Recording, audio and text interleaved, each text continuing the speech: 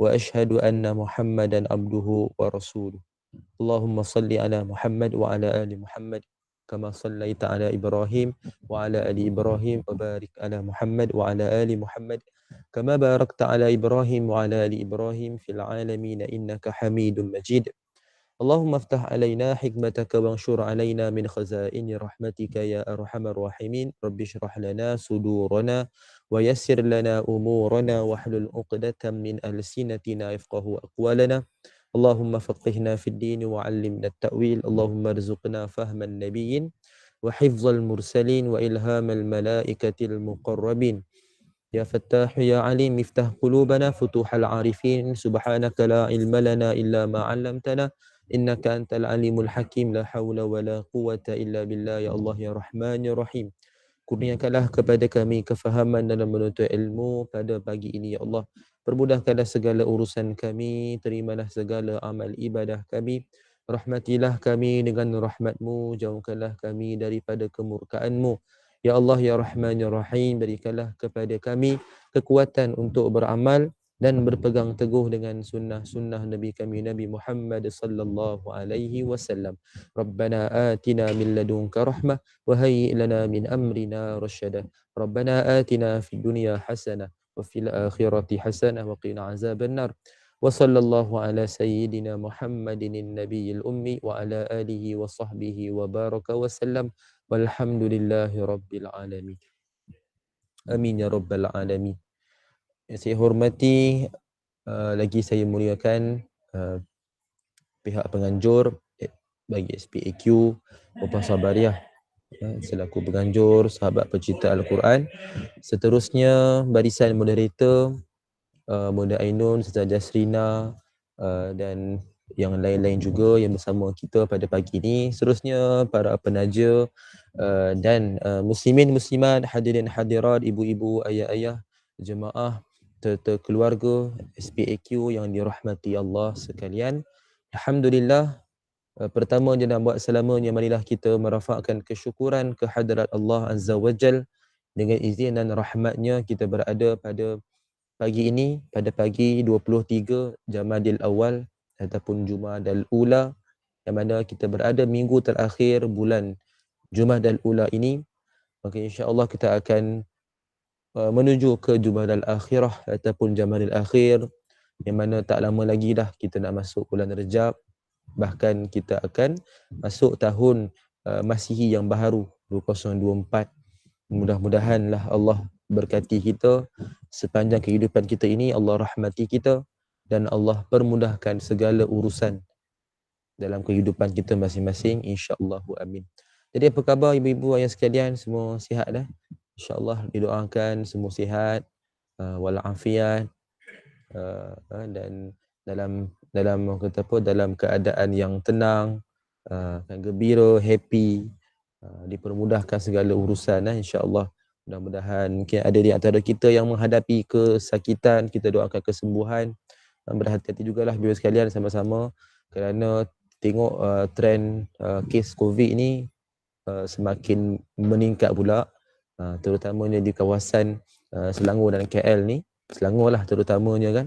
Jadi siapa-siapa pula kita ni berada di mana pun, kita jagalah diri, kita banyakkan berdoa, dan jangan lupa juga titipkan doa kepada saudara kita di Palestin, terutamanya kunut nazilah. Di mana saya kira pada hari ini semakin lama ni semakin pula dilupakan, bila mana para imam tidak mengamalkan pula dah kunut nazilah kan. Jadi kita nak bantu mereka ni macam mana kan?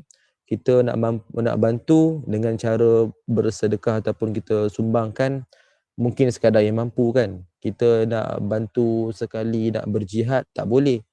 Jadi kita bantulah dengan sekadar doa kan, doa kunut nazilah, terutamanya bagi para imam. Bagi para imam ni tak ada alasan lah kalau tak ingat ke tak hafal kunut nazilah ni. Kalau tak hafal tu bolehlah hafal dan amalkan. Kan bila imam buat, makmum akan ikut. Kan bila imam sendiri tak buat, makmum pun nak buat macam mana? Dia pun tak ikutlah. Kan jadi ibu-ibu sekalian, di mana pun kita berada, di kawasan kita ni ada surau masjid. Kita kalau mereka buat alhamdulillah, kalau tak buat kita pesanlah kan pada para imam ni dia kena buatlah. Kan kita makmum ni aminkan doa tersebut. Kan kunut nazilah ni antara sunnah yang sangat-sangat kita pentingkan apabila datangnya sebab. Macam sekarang ni lah kan, saudara kita di Palestin ini yang masih lagi tidak reda kan, walaupun macam-macam perbincangan gencatan senjata diadakan pun masih lagi berlarutan lah kan, masalah keselamatan mereka terancam kan. Jadi kita doakanlah dengan cara kunut nazilah. Kita yang mungkin tak berapa ingat, bacalah doa sendiri lepas solat pun tak apa. Baca doa, tengok teks pun tak apa, kunut nazilah tu. Tapi bagi para imam ni kita pesanlah, sebab saya melihat begitu, dia dah semakin kurang. Jadi saya pergi kuliah maghrib lah terutamanya, kebanyakan dah tak amal. Kebanyakan lah, ada beberapa je tempat yang amal. Jadi bila saya jadi imam, memang saya akan pesan kat jemaah lah. Saya pesan kita buat bacaan. Bahkan saya jadi imam zuhur ke apa pun, bila ada kuliah zuhur tu, kadang-kadang saya akan pesan, saya akan buat. Ya, sebab kita dah tahu kita pesan kat orang kan kita tak buat. Jadi kita pesan lebih sekalian, kita buatlah sekadar itu yang boleh. Kan jadi kalau itu pun tak mampu, tak nak kita buat, payahlah. Kan mudah-mudahan Allah dengan doa kita tu Allah makbulkan, Allah permudahkan, Allah ringankan kesakitan, kesusahan yang saudara kita di Palestin itu hadapi, insya-Allah. Jadi ibu-ibu ayah sekalian yang dirahmati Allah sekalian, kita akan sambung pada adab yang ke-23, sambungan daripada hari itu, menggunakan kitab Al-Arba'un Al-Malayuwiyah, yakni yang membicarakan hadis tentang adab sesama manusia, ataupun bahasa mudah kita sebut 40 hadis tentang adab lah. Jadi kita sambung pada yang ke-23, yakni adab pada hari Jumaat. Adab pada hari Jumaat. Qala al-muallif rahimahullahu ta'ala wa nafa'ana bi ulumihi fi darain insyaallah amin. Syekh meriwayatkan hadis ini daripada gurunya Syekh Zakaria bin Ismail bin Qamaruddin dari Kedah, dengan sanad yang bersambung kepada Aus bin Aus radhiyallahu anhu, yang mana beliau berkata Rasulullah sallallahu alaihi wasallam bersabda yang bermaksud, sesiapa yang menyuruh orang lain mandi dan dia sendiri mandi, kemudian pergi awal ke masjid lalu duduk dekat dengan imam tanpa melakukan sesuatu apa pun yang melekakan, maka bagi setiap langkahnya pahala yang menyamai pahala amalan orang yang berpuasa dan bangun malam secara berterusan selama setahun. Hadis sahih riwayat An-Nasa'i 1381. Baik, jadi ibu-ibu sekalian, dalam hadis ni nampak yang mana fadilat yang disebutkan itu sangat besar sebenarnya, sangat besar. Cuma kita fahamkan balik, disebutkan iaitu amalan orang berpuasa dan amalan orang yang bangun malam secara berterusan selama setahun. Maknanya dia tidaklah maksud sebagai ganjaran orang berpuasa, ganjaran amalan orang berpuasa. Maknanya apa beza dia tu? Orang berpuasa tu perbuatan yang puasa dia. Amalan orang berpuasa ketika mana dia berpuasa dan dia melakukan sesuatu kebaikan, kan, maka baginya mendapat pahala yang istimewa. So ganjaran itulah yang kita akan dapat. Ini khusus bagi siapa ni? Bagi lelaki. Kan, pergi ke masjid ni apa, solat Jumaat lah.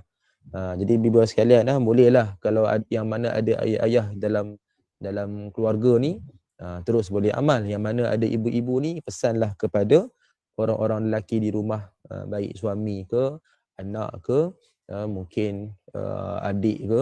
Jadi kita pesanlah dan kita pastikan mereka ni dapatlah melakukan sunnah ini. Pergi awal, kita mandi dulu. Kalau bagi yang siapa yang sempat lah, bagi yang tak sempat, yang mungkin bekerja, jadi dia mandilah daripada awal pagi, maknanya subuh, contoh pagi esok, kan, maka dia mandi dan dia niatkan siap-siap mandi pada hari Jumaat, kan, siapkan dia niat siap-siap tu, sebab mungkin dia tak sempat nak mandi lagi sekali sebelum nak pergi solat, kan, sebab apa? Sebab dia bekerja, jadi mungkin tak sempat, tak ada kesesuaian. Dan itu ada negeri kan yang di mana dia memberikan cuti pada hari Jumaat, kan, Jumaat Sabtu. Sebab apa? Ya, antaranya sebab Jumaat ni dikira macam seolah-olah hari raya bagi kita. Sebab itu kalau kita lihat Isnin puasa ni sebab apa? Sebab Nabi amalkan yang mana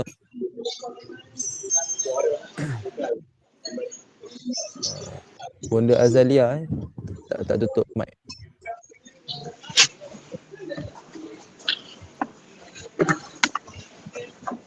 Bonda Azalia tak tutup mic.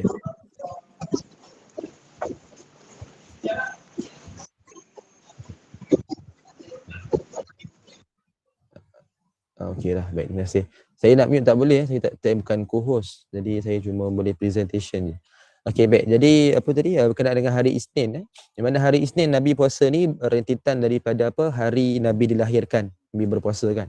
So menjadi satu syariat sunat untuk kita terus berpuasa pada hari Isnin. Hari Khamis ni adalah kerana apa? Kan kerana kita lihat di situ Jumaat ni dikira sebagai hari raya. Jadi Khamis ni kita berpuasa macam hari ni lah, kita mungkin ada yang berpuasa. Jadi hari ni berpuasa, maka esok raya. Macam itulah dia punya gambaran dia. Sebab apa Isnin dan Khamis ni disunatkan berpuasa.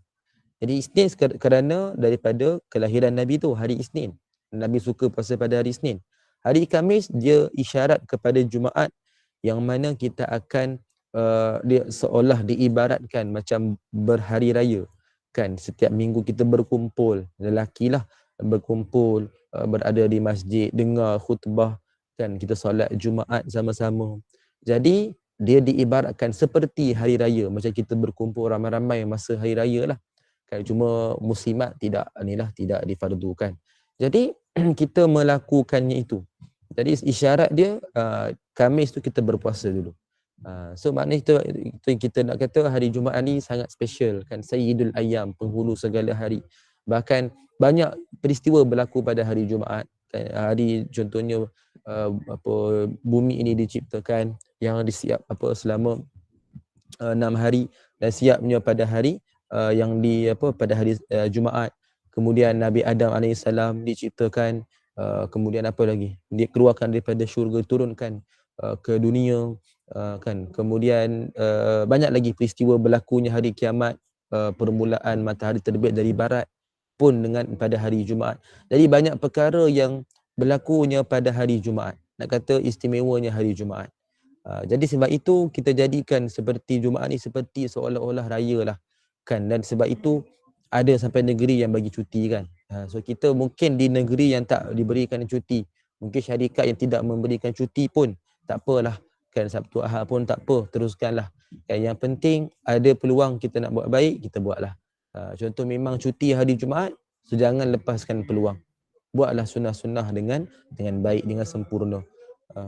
Bagi yang memang tak mampu, tak sempat, tak apalah, sekadar mana yang boleh buatlah. So macam pagi-pagi tu dah boleh niat dah mandi sunat. Bagi ibu-ibu sekalian pun, kalau kata memang kita tak berkenaan kan, tidak pergi pun ke masjid, jadi ibu-ibu sekalian boleh je niatkan daripada awal, maknanya niat mandi sunat pada hari Jumaat. Tak ada masalah. Boleh sahaja.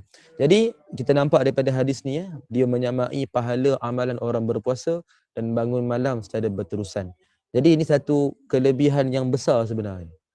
Kelebihan yang besar yang ibu sekalian, kalau boleh kita pastikan orang-orang lelaki di rumah kita ni dapat. Maknanya apa ni? Pergi awal. Kan pergi awal duduk dekat dengan imam. Duduk di saf yang dekat dengan imam. Maknanya saf pertama lah. Rebut saf yang depan. Kan kadang-kadang kita rasa hairan kenapa ada orang datang memang dia depan tu kosong tapi dia pilih nak duduk belakang. Kan ini kadang-kadang kita rasa hairan. Sedangkan dia patut memilih di tempat yang sepatutnya, maknanya yang depan kan, barulah dapatkan ganjaran yang lebih banyak. Tapi ada orang dia suka juga pilih kat belakang. Akhirnya bila dah penuh depan, dia bagi alasan dah penuh. Kan sedangkan dia datang awal, dia boleh datang pergi depan. Kan jadi dia telah merugikan satu peluang. Yang mana dengan sengaja, dengan tak ada apa-apa munasabah pun. Kan. Jadi sebab itu ibu-ibu sekalian, kita pastikanlah, kita pastikan mana orang-orang lelaki dalam rumah kita ni bersungguh-sungguh dalam melakukan perbuatan ni. Janganlah sekali-kali sampai yang paling menyedihkan tu bila dah mula khutbah pun, bukan kata bagi salam ke azan kedua, dah mula khutbah. Ada orang yang baru datang tu okeylah, kita sangka baik, mungkin ada apa-apa kecemasan dan sebagainya. Tapi dia sempat datang, duduk kat luar, makan pisang dulu. Okeylah. Boleh kata mungkin dia lapar sangat kan. Tapi yang lagi menyedihkan, dia siap berborak lagi kat luar. Itu dah melampau lah kan, datang lambat, lepas tu makan pisang, okey, dia sangka baik lagi kan. Tapi berborak nak sangka baik apa? Kan dah mula khutbah dah, bukan kata azan kedua ke apa, mula khutbah. Betul, dengan tak masuk, duduk kat luar selamba macam tu. Sebab apa saya sebut ni? Sebab saya nampak sendiri ketika berkhutbah di sebuah surau ni, yang mana saya boleh nampak dia cuma bawah ground je. Saya boleh nampak sampai keluar kan, dia punya pemandangan tu saya boleh nampak kan, saya memandang jemaah, dan memang saya boleh nampak sampai keluar tu yang tempat yang ada pisang tu kan. Jadi memang saya nampak ada yang datang lambat tu, dia duduk, dia makan pisang, dia sampai borak lagi.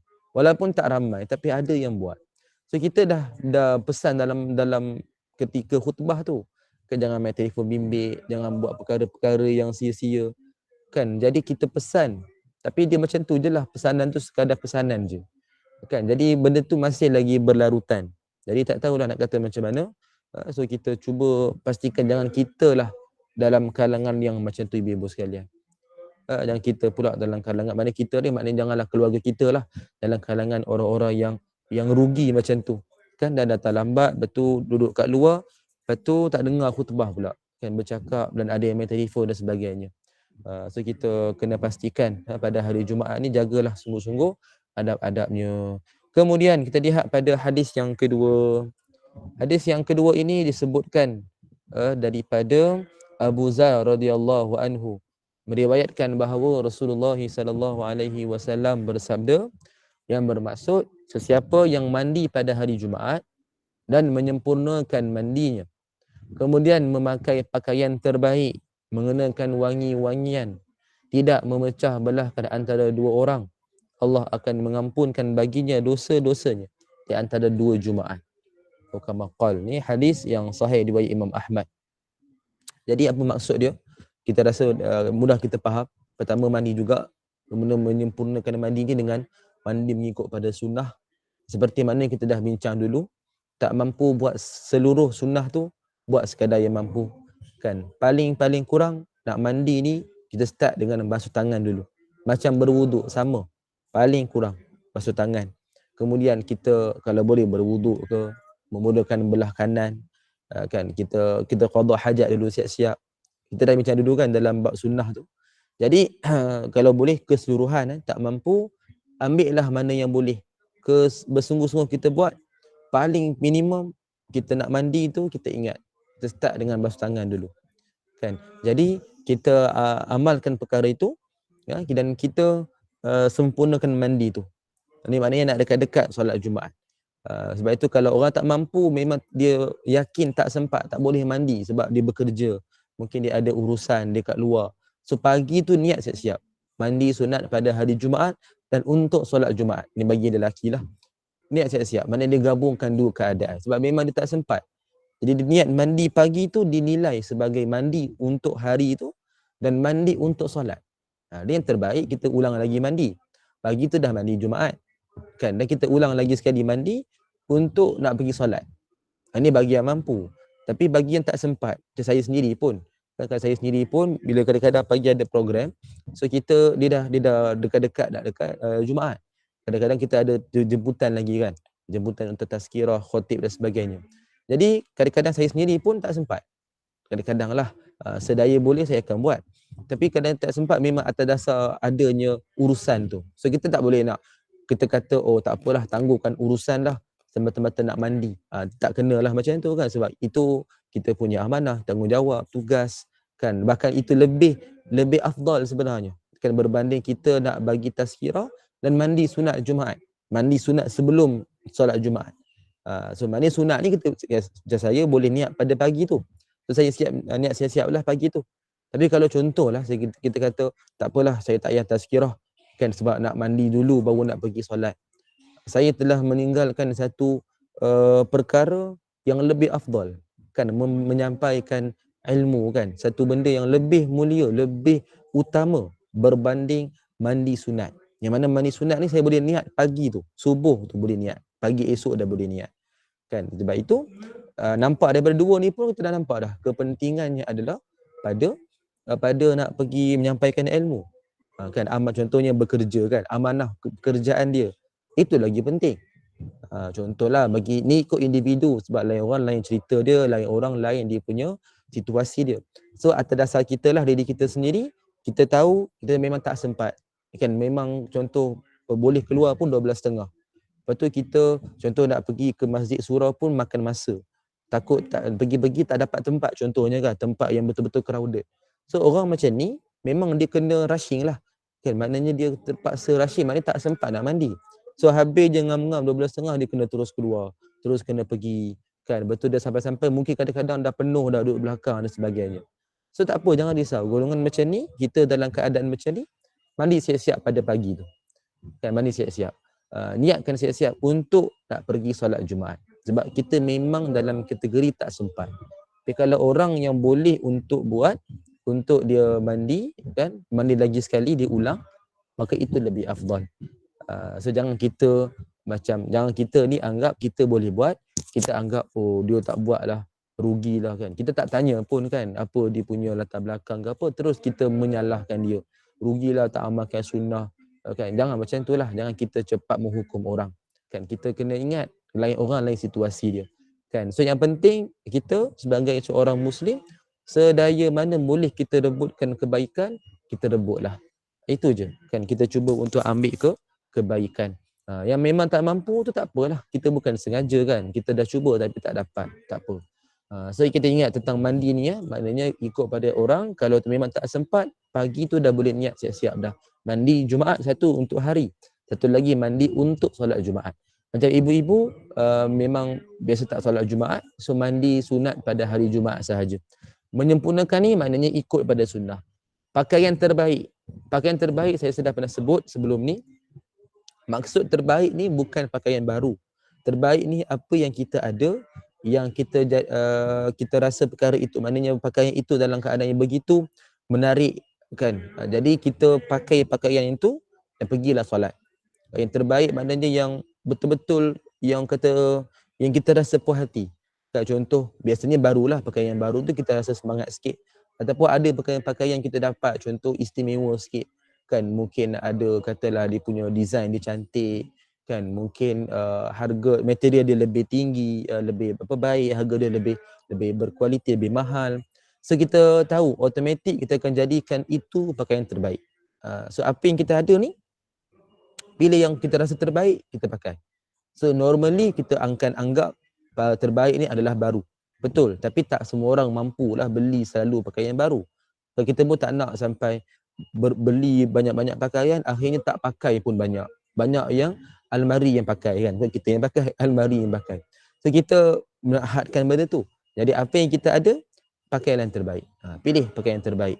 Kan bagi orang yang bekerja, kalau boleh untuk dia sediakan pakaian spare dia untuk pergi solat, mungkin jubah ke, mungkin baju Melayu ke, kan yang mana dia ada tu, kalau boleh itu lebih baik. Kan kalau boleh sedaya upaya buatlah. Yang pasti penting adalah pakaian yang menutup aurat.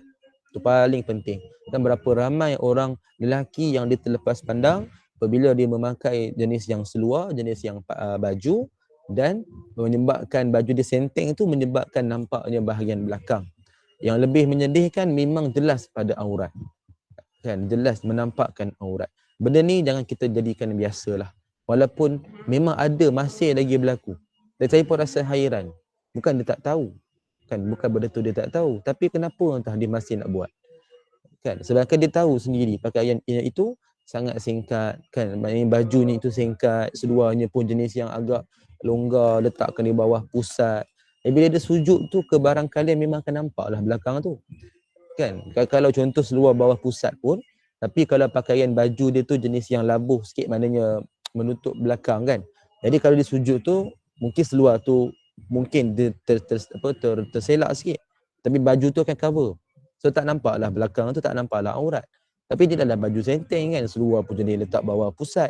Betul bila sujud ke rukuk pun, kadang-kadang orang rukuk pun dah nampak dah. Sujud pun ada yang nampak. Kan, jadi benda ni kita kira sebenarnya tak perlu berlaku dah. Kan, tapi masih lagi berlaku atas dasar mungkin ikut trend dan sebagainya. Janganlah kita pula ibu sekalian pastikan kita kan bila menghantar mungkin suami ke kerja ke, mungkin hantar anak-anak lelaki ke sekolah, mungkin yang belajar universiti dan sebagainya, kita selalu jugalah kena pantau-pantau lah pemakaian mereka ni.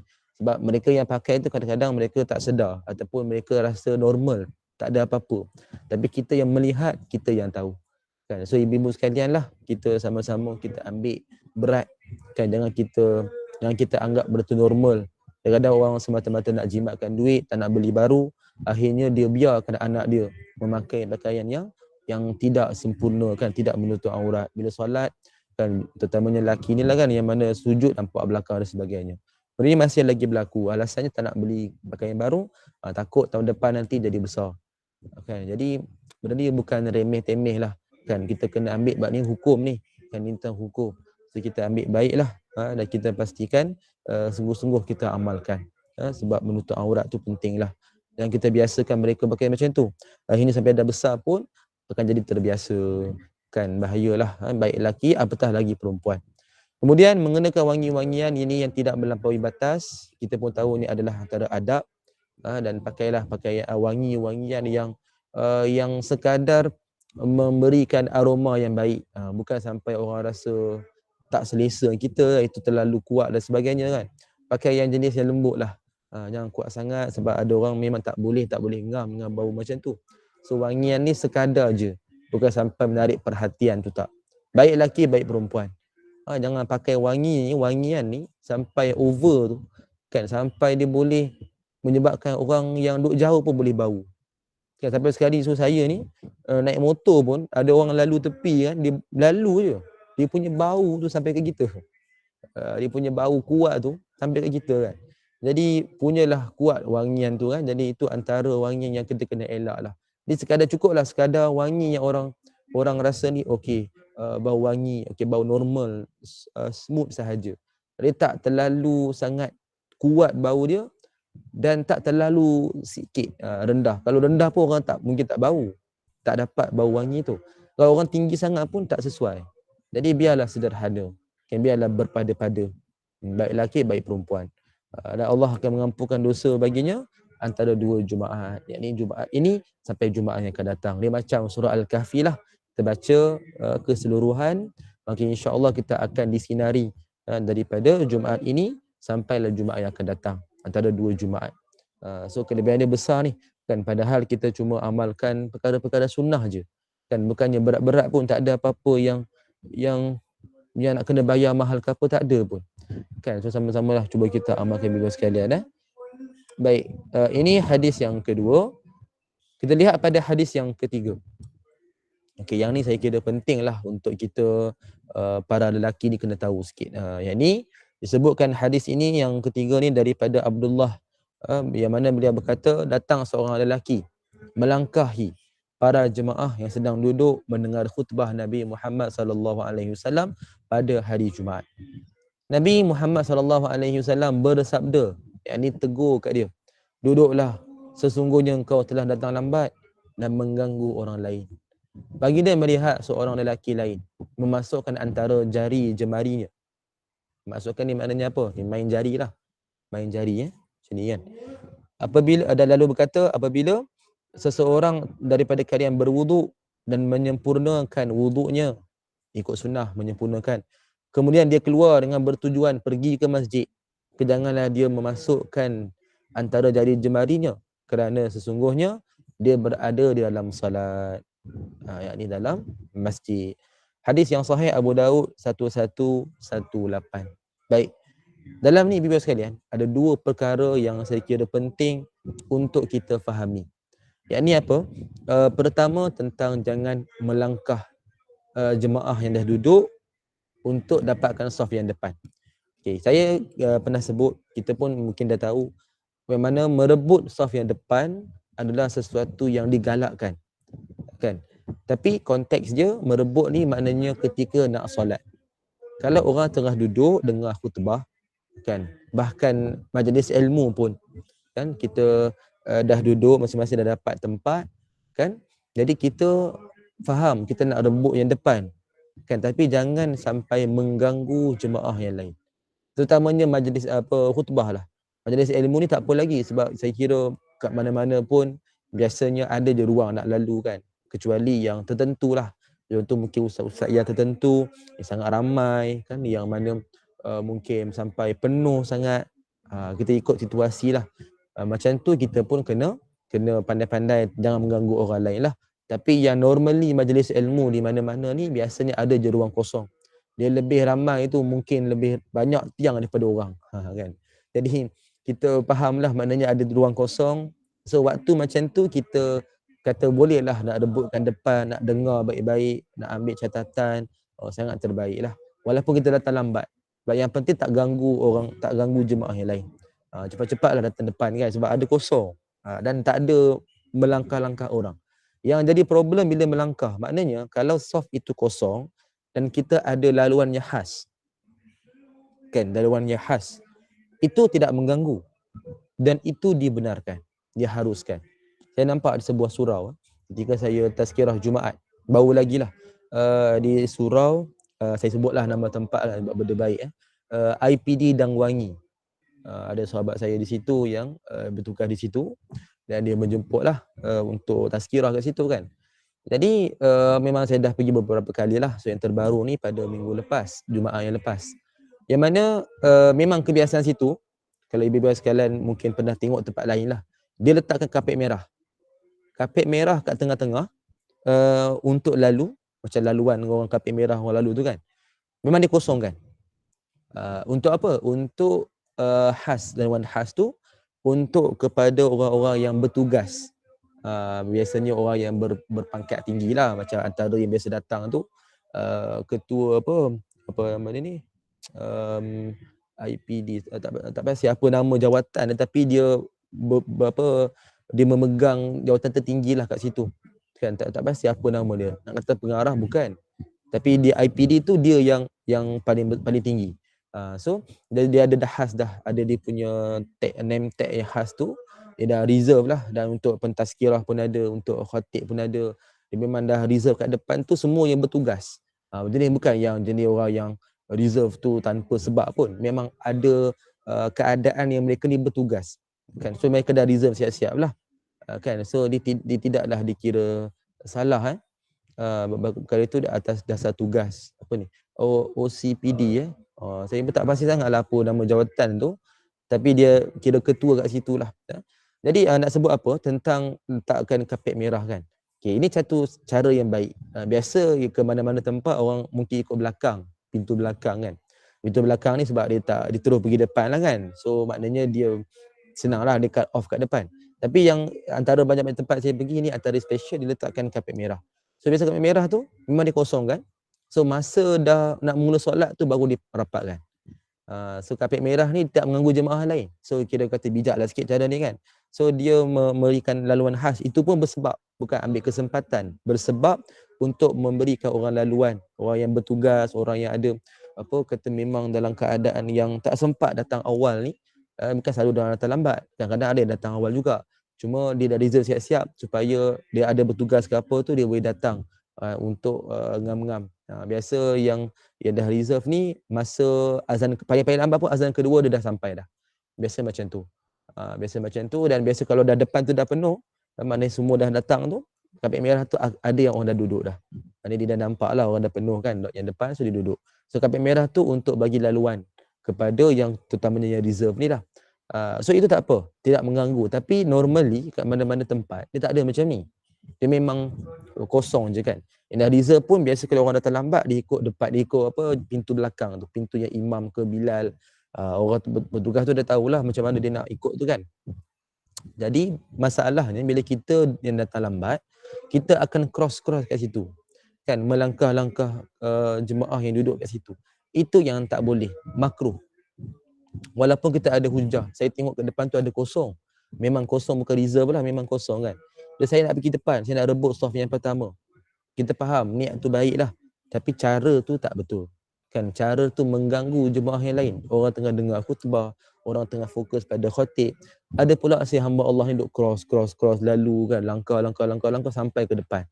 So tak kena cara lah. So memang tak boleh, makruh. Bukannya haram, makruh. Maka dia hanya menyebabkan pahala Jumaat dia menjadi semakin cacat kan. Kesempurnaan pada hari Jumaat tu semakin kurang. So kita tak nak macam tu. So kita pastikan bila sekalian kita pesanlah kat orang lelaki kat rumah kita lah, ibu-ibu sekalian ni pesan supaya kalau dia pernah selama ni buat macam tu ke apa, kita pesan jangan buat lagi dah. Kan mungkin tak tahu sama ni tak apalah. Tapi kita dah tahu jangan kita buat. Itu yang pertama, jangan kita melangkah orang yang dah duduk. Kalau memang lalu khas tak apa. Tapi kalau yang penuh tak boleh sebab dia memang melangkah dan ganggu orang lain. Yang kedua, tentang jari jemari.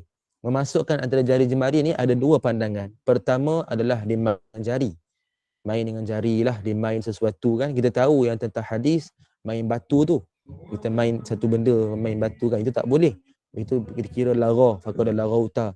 Yang ni pula jari. Jari ni ada dua pandangan. Satu, main jari. Satu lagi, membunyikan jari. Macam ni kan, orang tekan macam ni kan. Bagi apa? Ketap lah. Apa jari ni. Jadi bunyi macam ni ketika dengar khutbah. Ketika dengar khutbah maksud dia apa? Mengganggu orang lain. Sama je konsep dia. Sebab apa makruh? Mengganggu orang lain. Perkara ini pun makruh. Bahkan Nabi dah tegur, berikan teguran. Siapa yang dah berwuduk, menyempurnakan wuduk, dah ikut sunnah, pergi ke masjid, keluar nak pergi masjid, lepas tu jangan dia masukkan jari jemarinya. Sesungguhnya dia berada dalam solat. Maknanya berada dalam kawasan solat. Orang nak solat di masjid, nak dengar khutbah. So jangan mengganggu jemaah yang lain. Itu maksud Nabi SAW. So kita boleh ambil kesimpulan kat sini ibu sekalian. Apa kesimpulan kat sini? Kan apa juga kita ibadah yang kita buat, jangan sekali-kali kita mengganggu, menyusahkan orang lain. Sebab itu bila antara yang saya kira pentinglah, bila dah selesai solat fardu, kan para imam dia patut melihat kepada jemaah di belakang, siapa yang kalau ada yang masbuk lah terutamanya, kan maka dia kenalah perlahankan suara dia, zikirlah dengan perlahan supaya tak mengganggu jemaah tu. Kan kita faham kita ni sangat berzikir, tapi kita ingat orang yang masbuk tu dia sedang melakukan ibadah yang fardu, kewajipan dia. Sedangkanlah sampai kita ni nak buat ibadah yang sunat, kita mengganggu, menyusahkan orang yang nak buat ibadah fardu. Kan, so tak kena dengan cara tu. Kita menyusahkan orang lain. Sama macam hadis ni lah, kiasan dia. Kita mengganggu orang yang nak beribadah juga. Kan, jadi kita jangan sampai kita nak dapat kebaikan, kita mengganggu orang. Dia merebut lain, mengganggu lain. Macam saf depan kosong, bukan duduk dengan khutbah lah, saf biasa nak solat kan. Depan kosong kita rebut. Kita tak kira ganggu, itu kita kira mendapatkan fadilat. Dengan siapa yang dapat awal tu dia dapat. Tapi maksud yang mengganggu ni adalah dalam keadaan perkara itu memang berlaku dan kita menyusahkan orang lain. Kita pun ibadah, dia pun ibadah, tapi kita punya ibadah ni, kita punya cara ni mengganggu orang lain. So jangan, kita kena ingat apa jua yang kita buat, jangan pernah ada unsur yang ni mengganggu orang lain beribadah. Itu yang paling normal yang biasa berlaku isu ni. Kan imam berzikir dalam keadaan makmum ni ada yang masbuk, bahkan kalau tak masbuk pun ada ramai yang sedang solat sunat, ada yang mungkin datang lambat kan. So kita ni yang semangat berzikir ni faham kan, tapi jangan kita sampai mengganggu orang lain. So apa jawapan yang terbaik, apa cara yang terbaik? Kita perlahankanlah suara. Sebab zikir ni, wirid ni masing-masing semua dah tahu. Kita pun dah, kebanyakan kita dah hafal. Benda yang simple ayat kursi je, kita dah boleh ingat dah zikir yang biasa. Kalau tak dengar imam baca pun, zikirlah sendiri. Tak ada masalah sebab zikir ni kita buat secara persendirian sebenarnya. Dan kalau ikut kepada kaedah yang tepat adalah kita hanya buat bersendirian. Yang Nabi pernah kuatkan suara pun itu hanya untuk mengajar kepada jemaah. Yang mana mengajar ni bukannya selalu sebab ramai-ramai orang akan tahu. Kan? So kita perlahan pun cukup. Saya personally, apa yang saya belajar, saya akan amal lah. Saya cuba amal sungguh-sungguh. Antara yang biasa jadi imam, saya memang akan perlahankan suara. Saya memang perlahankan suara, sungguh-sungguh perlahan. Maknanya kita just kuatkan sikit tu, bagi tahu kat jemaah kita tengah baca apa. Contoh ayat kursi, saya kuatkan mula-mula je. Allahullah. Betul, saya akan perlahankan. So bagaimana kita nak bagi tahu kat jemaah ni apa yang kita tengah baca. So kalau ada jemaah nak ikut. Kalau ada jemaah nak wirid sendiri, terpulang. Sebab memang dia berpisah daripada imam. Terpulang pada dia lah. Tak kisah dia nak wirid ringkas, dia nak bangun ke, dia nak doa ke, solat sunat kat belakang ke, terpulang pada dia lah. Sebab kita dah berpisah dah telah selesai dengan imam. So dia nak memilih nak buat benda lain, terpulang. Mungkin ada apa-apa yang dia nak cepat, so dia nak ringkaskan wirid, dia nak cepat-cepat doa, nak cepat keluar, terpulang pada dia. Itu saya amal sebab tak nak ganggu orang lain. So kita kena ingat sekalian, jangan pernah kita ibadah ganggu orang lain. Contoh lain apa? Tengah solat fardu, kita baca kuat sampai orang sebelah terganggu. Kan?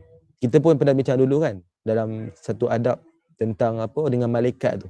Yang Nabi larang orang datang solat dalam keadaan mulut berbau kerana makan bawang. Hadis tu sebab apa? Makan bawang mentah. Itu kebiasaan mereka kan. Dan bawang mentah ni bila makan dia ada bau yang agak tidak menyenangkan. Dan maka maksud dia kat situ larang tu bukanlah haram, makruh.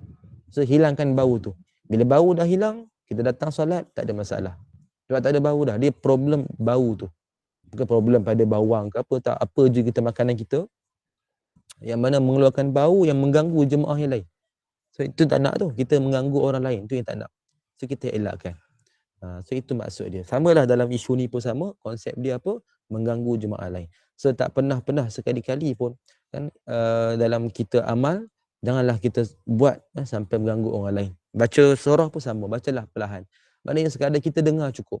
Bukan baca keluar angin. Keluarkan suara. Tapi suara tu perlahan. Kalau orang tak biasa memang dia susah sikit. Kan? Sebab dia isu ni masalah berlaku bila solat berjemaah. Solat sendiri tak apa, seorang-seorang je. So kita baca kuat sikit pun it's okay lah, normal lah, boleh diamalkan. Tapi kalau orang solat berjemaah, dia akan duduk rapat-rapat. Kan? So bila kita baca kuat sikit pun, jemaah sebelah akan terganggu. So kita kuatkan tu bukan maknanya kuat sampai orang di sebelah dengar. Kita kena bersuara sekadar kita je dengar. Itu maksud ibu-ibu sekalian. So sama-sama lah kita cuba amalkan. Nanti kita faham hadis ni tentang jangan mengganggu jemaah yang lain. Kita masuk sebagai penutup pada pagi ni untuk pengajaran. Okey, pengajaran dia apa? Yang pertama, mendapatkan pahala setiap langkah yang bersamaan dengan puasa dan bangun malam selama setahun, seperti yang disebutkan dalam hadis yang pertama itu, haruslah diiringi dengan adab-adab yang disebutkan dalam hadis tersebut. Pengampunan dosa di antara dua Jumaat disebutkan dalam hadis kedua, haruslah diiringi dengan adab yang disebutkan dalam hadis yang sama. Begitu juga dengan perbuatan masuk ke dalam masjid yang didirikan di dalamnya solat Jumaat, hendaklah diiringi dengan adabnya, iaitu tidak melangkahi orang yang sedang duduk dan tidak memasukkan antara jari jemari, tak memainkan jari lah. Okay. Apa adab-adab dia? Kita tengok baliklah. Kita ingat kan. Daripada yang pertama, nak dapatkan kelebihan ni apa? Kita suruh orang lain mandi, kita sendiri mandi sunat, kita pergi awal ke masjid, kan, duduk dekat dengan imam, yang terdepan, yang paling depan. So baru kita dapatkan kelebihan, langkah tu dapat pahala dan menyamai dengan orang yang amalan orang berpuasa dengan orang bangun malam secara berterusan. Ini hadis yang pertama, adab-adab dia. Yang kedua apa pula? Yang kedua, orang yang mandi Jumaat, kan, mandi pada hari Jumaat, dan dia menyempurnakan ikut pada sunnah. Afdalnya dia mandi sebelum nak pergi solat tu. Dia pakai pakaian terbaik, menggunakan wangi-wangian, tidak memecah belakang antara dua orang. Maknanya bukanlah tidak bergaduh dan sebagainya tu. Maka dia dapatlah kelebihan tu. Kan, hadis yang kedua. Yang ketiga apa pula? Tidak mengganggu jemaah yang lain. Kan, tidak melangkah dan juga tidak main jari jemari. Kan, so kita nak dapatkan kelebihan tu, nak dapatkan fadilat, nak dapatkan ganjaran, so kita ikut sungguh-sungguh apa adab-adab yang telah kita sebutkan. Okey, itu yang pertama lah yang penulis meletakkan ulasan pengajaran dia. Yang kedua, Allah tidak memberi kelebihan hari Jumaat kepada umat terdahulu seperti mana yang diberikan kepada kita. Hari kiamat akan terjadi pada hari Jumaat. Manusia selain umat Muhammad akan dihisap selepas daripada hari Jumaat. Di mana umat Muhammad kita ni akan dihisap terlebih dahulu pada hari tersebut. Pada hari Jumaat juga terdapat satu waktu yang khusus sebelum maghrib, di mana jika seseorang berada dalam solat dan memohon hajatnya kepada Allah, nescaya akan dikabulkan. Baik, ni saya kira dah bincang dulu tentang doa pada hari Jumaat. Kita bincang dulu kan ada 4 pandangan kan. Kita recap sikit lah. So yang pertama, kita boleh ingat maknanya selepas solat asar sampai terbenam matahari sebelum maghrib. So waktu ni, panjang ni, ada waktu yang khusus yang mana mustajab doa kita. So kita dituntut untuk mencari. Bagi orang yang boleh memperbanyakkan doa waktu tu sangat baik. Contoh kita yang bekerja lah terutamanya, mungkin time tu tengah balik kerja kan, lepas asar 5, 5.30 tu balik kerja. Mungkin pukul 6. So dalam perjalanan balik kerja, so boleh titipkan doa-doa yang berkaitan. Kan itu contoh. Kemudian kita harapkan waktu kita minta tu waktu yang mustajab. Minta je macam tu. Kita harapkan macam tu. Kan betul lepas asar, kemudian Jumaat tu antara duduk antara dua khutbah. Khatib duduk sebelum naik masuk khutbah ke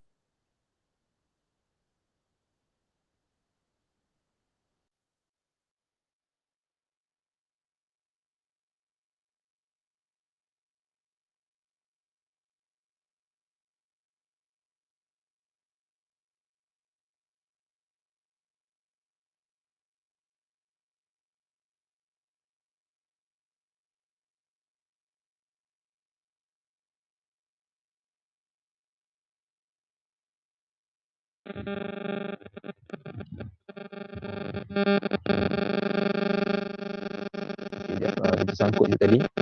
Lost network sikit. Okay, baik. Sekarang okey Suara tak berapa cantik, Ustaz. Line tak clear lah. Sebentar ya Pak Jumaat, Ustaz tengah setting. Okay, sekarang okey ke? Masih belum. Suara ni tak berapa lawa. Sekarang okey. Tak. Bising Saya lagi. rasa Ustaz kena keluar dulu kot. Okey Ustaz. Dia bunyi kering-kering.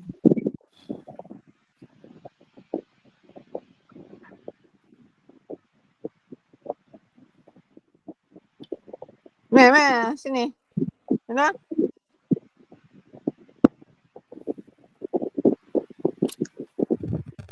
Okay, sekarang okey ke sekarang? Suaranya okey? Suara okey Ustaz, tapi dia punya ada gangguan bunyi. Kat mana agaknya? Tadi okey je ni. Ada jemaah. Suara Ustaz jelas. Suara Ustaz tu dah jelas dah, cuma dia punya bunyi tadi jelas. tu.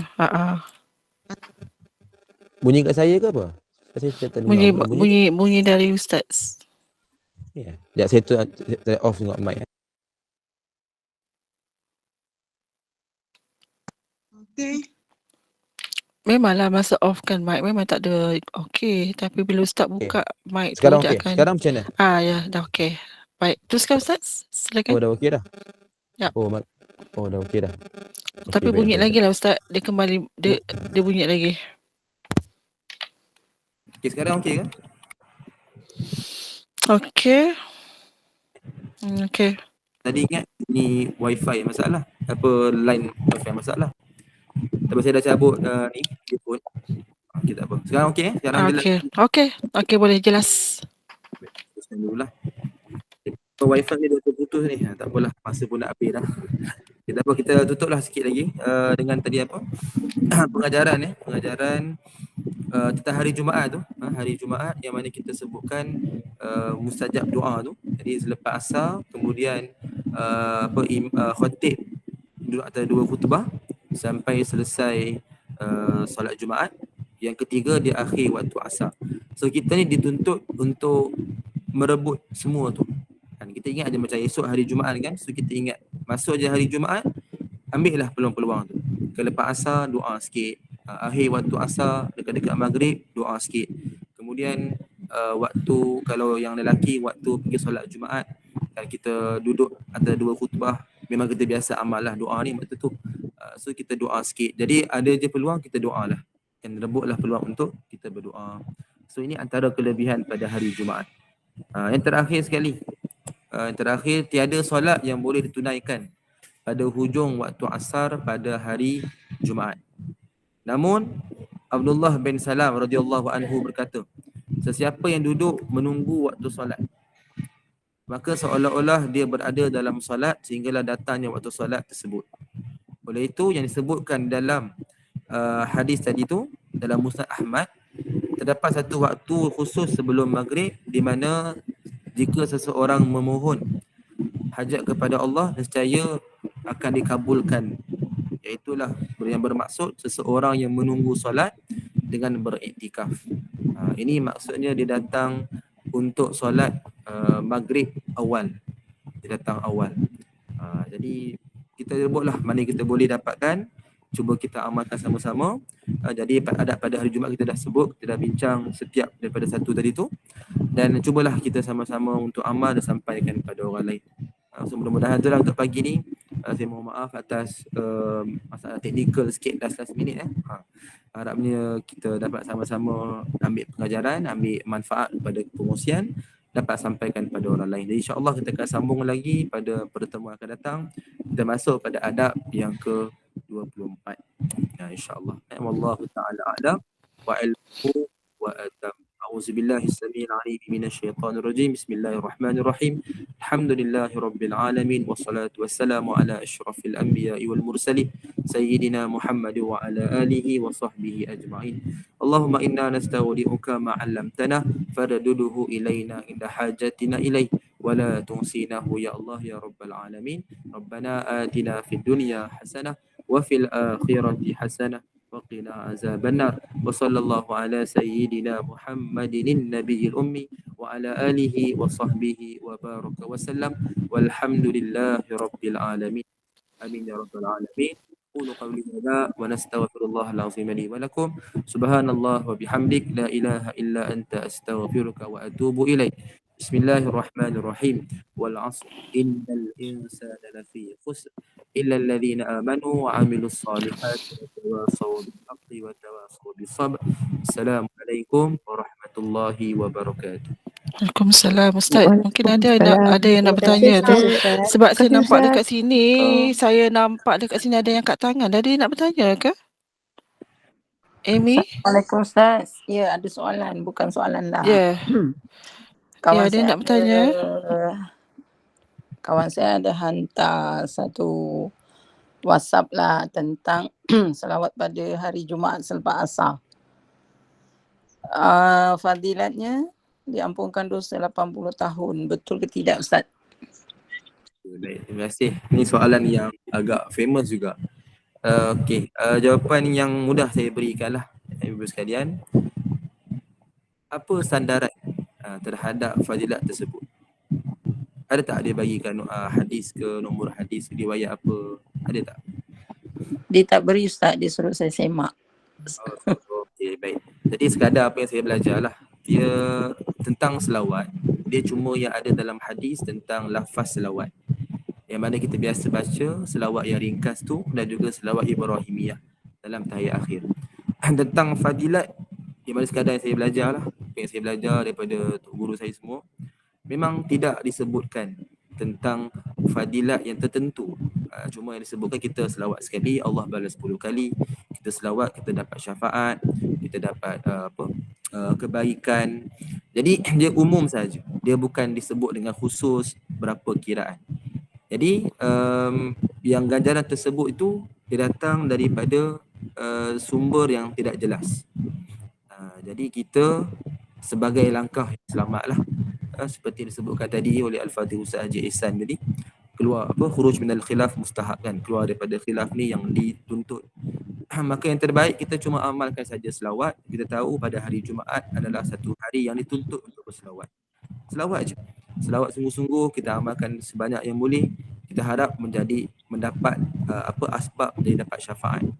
Cukuplah sekadar itu. Tak perlulah sampai kita nak menetapkan fadilat tu. Bukan apa, sebab dia tidak ada sumber yang jelas. Jadi itulah saya boleh sebut. Memang ada yang pernah bertanya soalan ni. Dan memang dia tak ada sumber yang jelas. Maka mana kita tahu, kita boleh tentukan sumber tu. Kalau kata saya dengar daripada ustaz, contohlah kan, dengar daripada ustaz sekian-sekian, saya dengar daripada tok guru saya, siapa pun kan dia kena ada sumber yang jelas. Sebab itu kita tekankan sangat kepentingan hadis supaya kita nak betul-betul bila beramal kita yakin. Sekadar alasan ada orang sampai kita pun amal, bukan macam tu. Dia kena sumber yang jelas. Itulah saya boleh terangkan sedikit. Okey, terima kasih Ustaz. Okey. Terima kasih kepada yang bertanya dan Ustaz saya ucapkan terima kasih Ustaz ya. Jazakallah khair kepada Ustaz Ustaz Muhammad Hafiz ya. InsyaAllah kita jumpa lagi Ustaz minggu depan. Terima kasih semua dan teruskan lagi dengan kuliah duha bersama dengan Al-Fadhil Ustaz Muhammad Asbi ya untuk pengajar berkitab ini. Assalamualaikum Ustaz. Ustaz Muhammad Ustaz Hasbi dah ada.